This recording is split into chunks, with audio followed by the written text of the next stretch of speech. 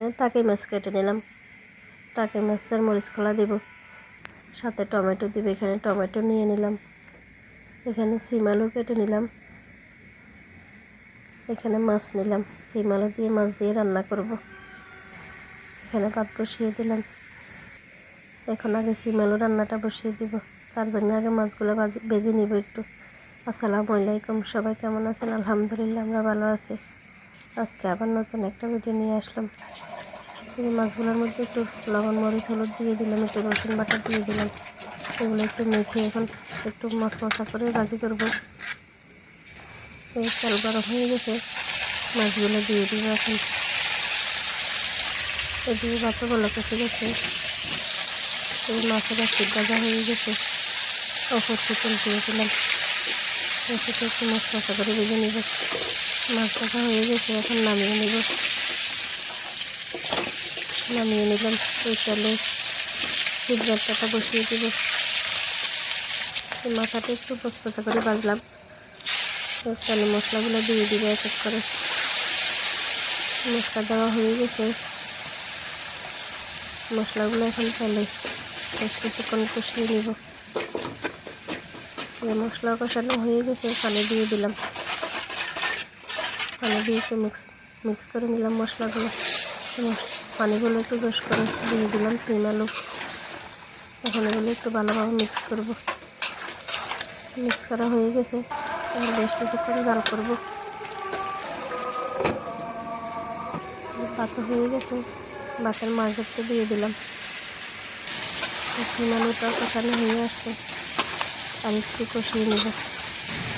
দিয়ে দিলাম জিরা ধনিয়ার গুঁড়া, দিয়ে দিলাম পানি। এগুলো দিয়ে একটু ভালোভাবে মিক্স করে নিলাম। এখন দিয়ে দিব মাছগুলো। মাছ দিয়ে একটু মিক্স করে এখন বেশ কিছুক্ষণ জাল করব খাওয়া পর্যন্ত। কালারটা অনেক সুন্দর হয়েছে।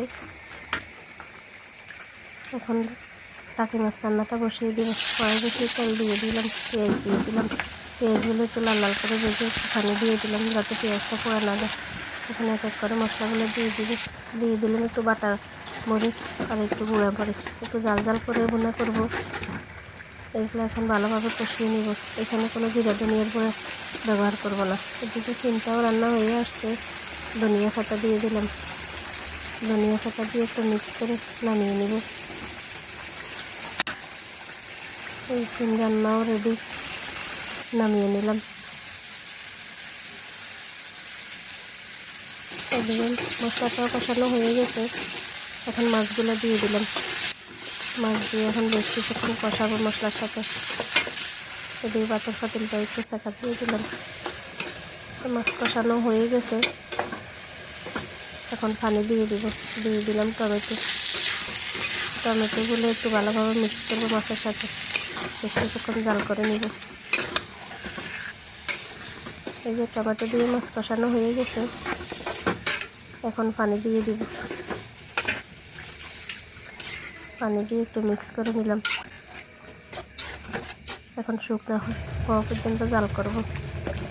শুকিয়ে নিব, জল রাখবো না এখানে কোনো। অনেক সুন্দর কালারটা হয়েছে। এভাবে রান্না করলে অনেক মজা লাগে খেতে, একটু জাল জাল। এই যে টাকি মাছও রান্না রেডি হয়ে গেছে, নামিয়ে নিব। ধনিয়া পাতা দিয়ে দিলাম। ধনিয়া পাতা দিয়ে একটু মিক্স করে নিব, একটু জাল করব। এই মাছ রান্নাও রেডি, নামিয়ে নিলাম। রান্না কমপ্লিট। এই ছিল আজকে রান্না। এখন খাওয়া দাওয়া করব। আজকে এই পর্যন্তই। সবাই ভালো থাকবেন, সুস্থ থাকবেন। যেখান থেকে ভিডিওটা দেখেন, ভালো লাগলে লাইক কমেন্ট করবেন। আল্লাহ হাফেজ। সবাইকে অনেক ধন্যবাদ। আসসালামু আলাইকুম।